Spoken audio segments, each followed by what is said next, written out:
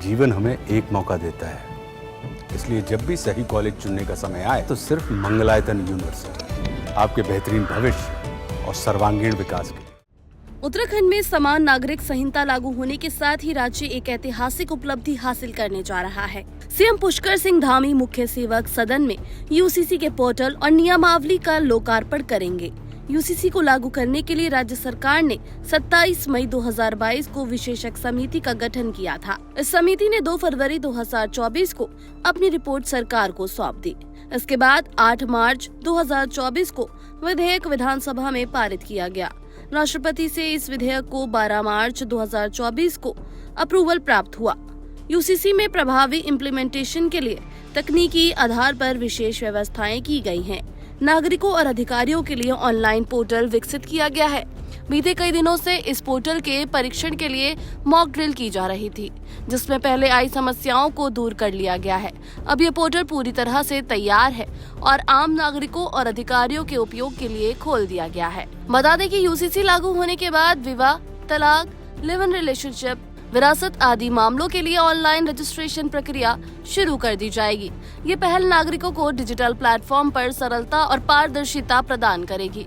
UCC लागू करने के लिए राज्य सरकार ने व्यापक विचार विमर्श किया। इस प्रक्रिया में 43 हितधारकों के साथ बैठकें आयोजित की गयी।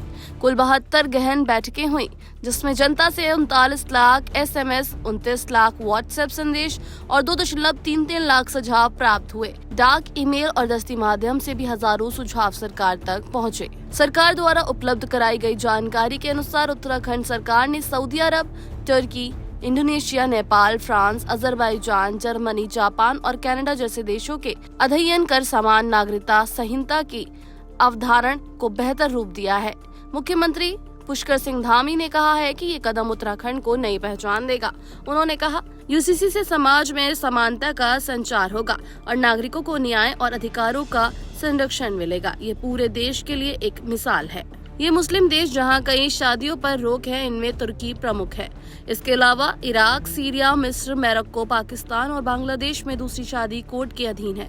ईरान और पाकिस्तान जैसे देश में यदि कोई दूसरी शादी करना चाहता है तो उसे अपनी पहली पत्नी से इजाजत लेनी होती है। इतना ही नहीं, पहली पत्नी की सहमति का सबूत कोर्ट में दिखाना होता है। वहीं मलेशिया में निकाह के लिए पत्नी के साथ सरकारी एजेंसियों की भी मंजूरी होनी चाहिए। धामी सरकार के अनुसार समान नागरिकता संहिता लागू होने के साथ उत्तराखंड देश का पहला ऐसा राज्य बन गया है जिसने इस दिशा में ठोस कदम उठाया है। विशेषज्ञ समिति, तकनीकी तैयारियां और व्यापक जन भागीदारी के माध्यम से सरकार ने इसे संभव बनाया है। अब राज्य के नागरिकों को विवाह, तलाक और विरासत जैसे मामलों में पारदर्शी और डिजिटल सेवा का लाभ मिलेगा। ये कदम न केवल उत्तराखंड बल्कि देश के लिए भी एक नई दिशा तय करेगा।